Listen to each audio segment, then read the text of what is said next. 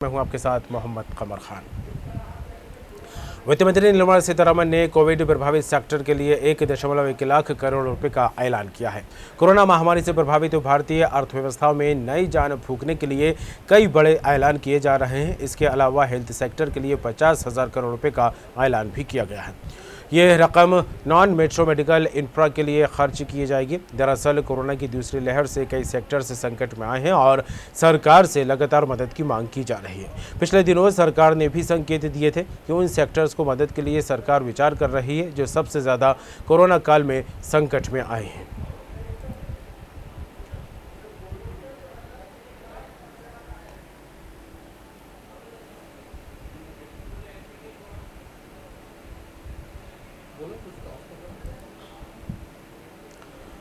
मोदी सरकार ने एक और राहत पैकेज का ऐलान किया है। कोविड-19 से संकट में आए कुछ सेक्टर्स के लिए राहत भरी खबर है। कोविड प्रभावित सेक्टर के लिए 1.1 लाख करोड़ रुपए का ऐलान किया गया है। और इस खबर पर बात करने के लिए सीधे रुख करेंगे हेड ऑफिस न्यूज़ रूम का। हमारे साथ जुड़ गए हैं Rajesh Saxena, Madhya Pradesh state head. Rajesh ji, corona संकट को लेकर देखा जाए तो इस महामारी के बीच कई सेक्टर पर इसका इफेक्ट पड़ा है, आर्थिक संकट मंडराता नजर आया। लेकिन ऐसे में केंद्र सरकार को लेकर बात की जाए तो लगातार एक के बाद एक कई राहत पैकेज का ऐलान करती यहाँ पर सरकार दिखा रही है। और आज भी जिस तरह से बड़ी खबर निकलकर जो आई वो यही रही कि 1.1 लाख करोड़ रुपए का ऐलान किया गया है। किस तरह देखे इस राहत को? देखिए कमल, जिस तरह से कोविड अर्थव्यवस्था है पूरी तरह चौपट हुई है। खास तौर पर अगर तमाम सारे जो सेक्टर हैं उसका असर कोविड पर जरूर रहा। जिस तरह से लॉकडाउन या फिर जनता कर्फ्यू लगातार जिस तरह से लोगों का व्यापार उद्योग प्रभावित हुआ है, और यही कारण है कि केंद्र ने, मोदी सरकार ने राहत पैकेज का ऐलान किया है। एक बड़ा राहत पैकेज है, 1,10,000 करोड़ रुपए का ये राहत पैकेज है कमर, अलग अलग सेक्टर के लिए।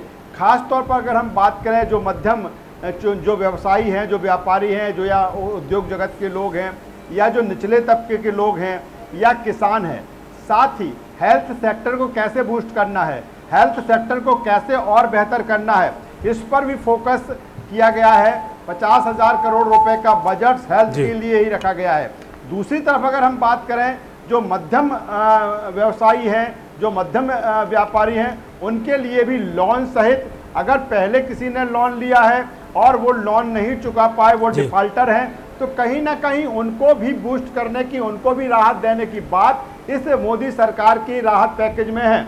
निर्मला सीतारमण वित्त मंत्री, उन्होंने राहत पैकेज का ऐलान किया है कमर, और तमाम सारी चीज़ें उसमें की गई हैं, अलग अलग सेक्टरों को उसमें छुआ गया है। अगर हम बात करें छोटे जो कारोबारी है जिनका जिक्र मैं कर रहा हूँ, इंडस्ट्रिस्ट हैं जो, या इसके अलावा माइक्रो फाइनेंस इंस्टीट्यूट हैं, इनको 1.25 लाख तक का लोन ये ले सकेंगे। यानी कुल मिलाकर ये है कि आपका व्यवसाय प्रभावित हुआ है, आपको सरवाइव करना है, तो इसकी गारंटी सरकार लेने जा रही है, मोदी सरकार लेने जा रही है, और आपको 1.25 लाख यानी कि 1.25 लाख का आप लोन ले सकते हैं, जिसकी जो गारंटी है वो सरकार की तरफ से होगी।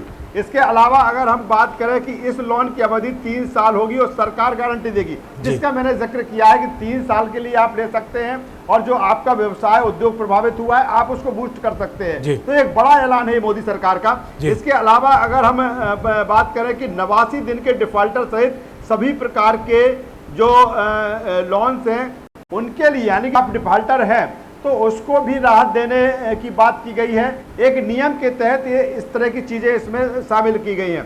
दूसरी तरफ करीब 7,500 करोड़ रुपए का प्रावधान किया गया है। 31 मार्च 2022 तक का इसका लाभ मिलेगा। अगर दूसरी बात करें कि कोविड के जो प्रभावित रजिस्टर्ड टूरिस्ट गाइड और जो ट्रेवलर्स टूरिज्म से जुड़े लोग हैं उनको भी वित्तीय मदद की बात की है, क्योंकि पूरी तरीके से कोविड के चलते पूरी तरीके से जो पर्यटन था वो प्रभावित हुआ। साथ पर्यटन से जुड़े हुए जो लोग थे जिनका रोजगार यही क्षेत्र था, वो लंबे समय से प्रभावित हुए हैं। मुझे लगता है कि तकरीबन 1 साल से ज़्यादा का वक्त हो चुका है, बीच में ज़रूर सेकंड वेव के बाद जिस तरह से कुछ समय मिला था, लेकिन फिर जो टूरिज्म है वो प्रभावित हुआ। और यही कारण है कि टूरिज्म से जुड़े हुए जितने भी लोग हैं जो अलग अलग तरीके से अपना व्यवसाय व्यापार कर रहे हैं, उनको भी राहत देने की बात मोदी सरकार ने की है। तो इस तरह से दूसरी तरफ किसानों को किस तरह से सर्वाइव किसान हो सकते हैं, इसको लेकर भी पैकेज की व्यवस्था किसानों के लिए की गई है।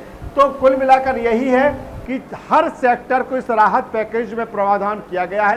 कोशिश यही है कि एक तरफ अर्थव्यवस्था को बेहतर किया जाए, जिस तरह से अर्थव्यवस्था डगमगाई हुई है, दूसरी तरफ अलग अलग सेक्टर के लोगों को मजबूत किया जाए, ताकतवर किया जाए। खास तौर पर जो सोच है मोदी सरकार की वो यही है कि जो मध्यम वर्ग के लोग थे, मध्यम व्यवसायी थे, जो चाहे वो दुकान का संचालन करते हैं, चाहे उद्योग का करते हैं, व्यापार का करते हैं, या निचला तबका है या फिर किसान है, तो इनको बूस्ट करने के लिए इस राहत पैकेज का ऐलान मोदी सरकार ने किया है। बिल्कुल राजी, और जिस तरह से कोविड महामारी के बीच आर्थिक संकट तो मंडराता दिखाई दे रहा है, और ऐसे में सरकार इस आर्थिक संकट को दूर करते हुए अर्थव्यवस्था को पटरी पर लाने की पूरी कोशिश करती दिखाई दे रही है, और ऐसे में राहत पैकेज का बार बार ऐलान भी होता है यहाँ पर दिखाई दे रहा है। लेकिन जिस तरह से आपने कई सेक्टर्स का जिक्र किया कि कहीं ना कहीं वो बूस्ट हो पाएंगे सरकार की इस मदद को लेकर, लेकिन इस महामारी के बीच कुछ लोग ऐसे भी है, कुछ व्यवसाय ऐसे भी है जिनका पूरी तरह से धंधा चौपट हो चुका है, खत्म हो चुका है, या यूं कहा जाए कि जीरो पर आ गए। तो क्या लगता है उनके लिए भी इस पैकेज के जरिए कोई गाइडलाइन है, कोई खाका तैयार किया गया, वो भी अपने आप को बूस्ट करके आगे बढ़ सकते हैं इसके जरिए?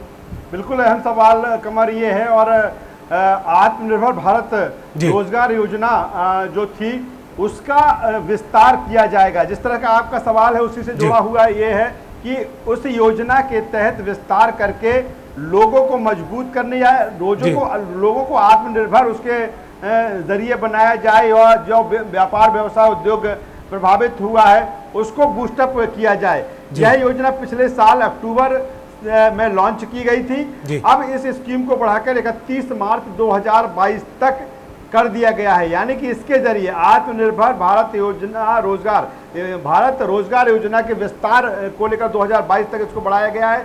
इस स्कीम के तहत अब तक करीब 21.42 लाख लाभार्थी हैं, जिनमें 902 करोड़ रुपए खर्च किए जा चुके हैं। अब आगे इसको बढ़ाया गया है, इसके जरिए लोगों को मजबूत जो व्यवसायी हैं उनको रोजगार कैसे मुहैया कर दें, उनको मजबूत किया जाएगा। इसके अलावा कृषि से संबंधित अगर बात की जाए तो कृषि में जो सब्सिडी है किसानों को 14,775 करोड़ रुपए की अतिरिक्त सब्सिडी दी गई है। इसमें 91,9,125 करोड़ रुपए की सब्सिडी DAP पर दी गई है। और आगे किसानों को कैसे सब्सिडी दी जा सकती है, किसानों को कैसे मजबूत किया जा सकता है, तमाम सारी चीजें, चाहे खाद की बात कर लें, चाहे बीज की बात कर लें, या फिर जिस तरह से खेती के लिए जरूरी जो चीजें हैं उसके लिए भी छूट का प्रावधान इस राहत पैकेज में है।